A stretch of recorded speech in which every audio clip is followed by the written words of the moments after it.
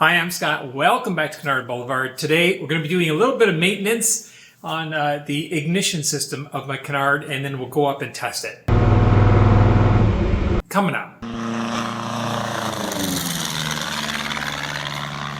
I've noticed this in this airplane for a while, and it wasn't really a problem before. When I got the engine to 2,500 RPM, I started hearing what sounded like a resonant vibration, something vibrating on and off somewhere back behind me. I always thought, well, I'll deal with that some point. It's a pretty low priority issue. And because I only ever got up to 2,500 RPM with my old propeller, I was rarely running it up there anyway, so I thought, well, I'll deal with this later. However, with the new propeller, 2,500 RPM is kind of the sweet spot. And that resonant vibration noise coming and going was kind of driving me nuts. Then I was editing one of my videos and I could hear when I was at that 2,500 RPM, I could hear that sound and I realized it's not a vibration at all.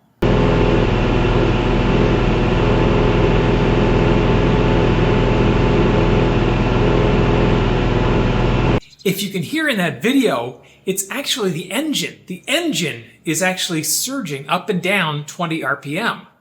Let me play it for you again so you can hear it.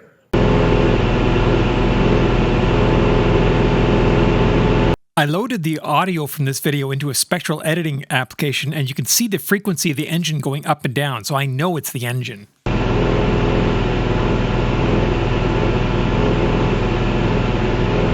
At this point, I know, okay, this is a problem. This is not right. So I downloaded the engine data down to Savvy and pulled it up, and I could see 20 RPM up and down. So I'm thinking, okay, it has to be ignition, because if it's fuel or air, you'll see a gradual rise up and down. The only thing that can cause a sudden up, down like that is ignition. So the next thing I tried was go up, hold it at 2,500 RPM until I got that surging noise, and then switch off each ignition in turn. I did that and turned off the magneto. You can see what happened. So right away, I know we got a problem here because that surging is the electronic ignition on the right side cutting in and out. And when it cuts out, I lose 20 RPM. And that's what that surging noise is. Okay, now I've got a serious problem because this is ignition. We don't play with ignition. So I talked to Electroair, supplied them with the symptoms, and they came up with three things. The first two I'd already looked at, and those are power and ground, because if you don't have power and ground to electronic ignition, it cuts in and out. Now, the brain, if you power it up, it takes about a second or a second and a half before it turns on and starts running the engine. That doesn't fit with the symptoms because you can hear it was actually jumping up and down, sometimes twice a second. So powering the ECU controller on and off would not cause that. There's a separate power that powers the coils, which is what actually drives the plugs. That could definitely cause it. If the coil was being turned on and off quickly, it could cause that. So there might be a loose connection that was causing that. I checked that and could find no loose connection in the power that was feeding the coils. So the only thing remaining is the mag timing housing. That is the round thing that fits on the back of the engine that reads the position of the camshaft so that the Electroair system knows when to fire the spark plugs. When I replaced the Electroair system last year, I didn't replace the MTH or mag timing housing because the one that's on there is exactly the same as the one that they sell today. And I had just replaced the pickup not long before that. That mag timing housing is 22 years old, but it is always run fine. They asked if I could open the cover and send some pictures of the insides of it, which I did. And they said, hey, you've got a problem. There's oil in there. There's not supposed to be oil in there. That means the oil seal on the MTH is gone. That means you got a problem in there with both oil and probably the bearings as well. So we need to replace that MTH.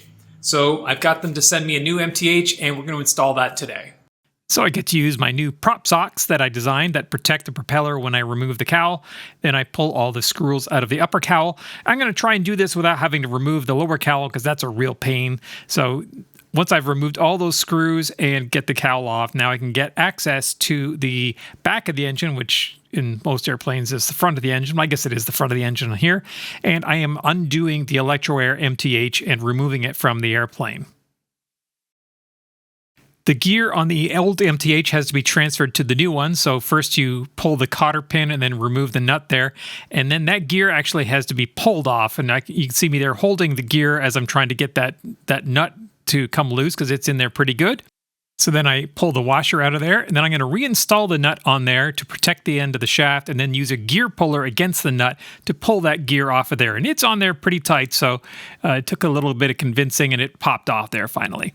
Next, I put the keyway, the new keyway, and this was supplied as part of the new MTH on there, torque it in place, and I hold it with a strap wrench, which is what I probably should have used to remove it on the old one, and torque that into place. And once it's torqued in, then I install the cotter pin. And the new MTH is now ready to go. Before we install a new one, we have to make sure that the engine is at top dead center. So I remove the spark plug from #1 cylinder and rotate until I'm getting compression and see that it's actually at top dead center. And then I check the flywheel to make sure that it is in fact on there. And then you can see me reinstalling the spark plug after I've installed and torqued down the new MTH to the engine. So now I have the MTH on there and it is timed to the engine. And now I've just got to reroute all the wires and connect everything back up again, clean up the wiring. All right, let's push the airplane out and give it a test run with the new MTH on the engine. Let's try that again, except putting the mixture in the correct position.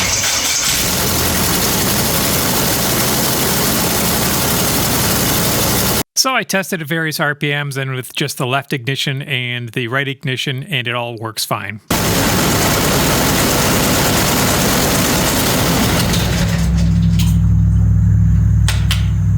The weather is nowhere near good enough for a test flight today, so I'm pulling the airplane in. I'm going to reinstall the cowl. You can see the mark on the prop sock, which is what would be on the prop if I didn't have that prop sock on there while reinstalling the cowl. After I've screwed it in, then I've put on my Bowling Cumulus soaring speed tape.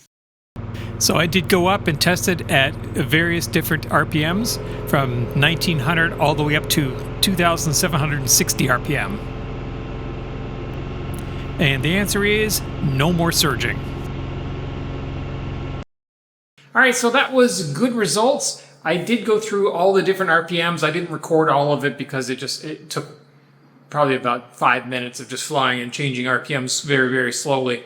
But I did not experience that surging. At one point I did. I felt it kind of surging up and down. I shut off the magneto to check it, and it definitely was bogging down, but it was not quitting like it was before. So then I thought, okay, well, let me bring the mixture up a bit because I did have it leaned out. And as soon as I brought the mixture in, it picked right back up again. It could be just that the electronic ignition wants a little bit more of a rich mixture in order to ignite it earlier in the cycle, although the spark lasts long enough that it should be igniting it regardless of how much advanced timing it's giving it. So I'm not entirely sure. I'll talk to ElectroAir a little bit more about that. But the issue I had where it was just dropping out and failing entirely, I think is fixed. And I think the reason for it is if you look on my old unit here, so I'm pushing and pulling the shaft this way, and it definitely has play in the bearings. And actually, it's got play this way as well. So the bearings, oh my gosh. Wow, look at that. Okay, so the bearings in this thing were shot. Wow, I didn't realize it was that bad. Okay, well, the new one is absolutely rock solid, and it does not have any play in it at all. I didn't actually try the radial movement like this on this one before. Wow, I'm glad I found that because, yeah, wow. So this is obviously what was happening was that this movement, I think, is probably resonant at whatever the RPM was, that was, you know, the 2500 RPM. And the fact that the new one is rock solid with no motion or movement in it at all, I think is the reason why it's now behaving properly. Well, that's it for this video. I hope that is of some use to you. If you have any questions, comments, suggestions, leave them in the comments section below. And if you have any ideas for videos you want to see from me in the future, please leave those as well. If you like this kind of video, please click like, subscribe to the channel. I really appreciate it. Thanks for watching.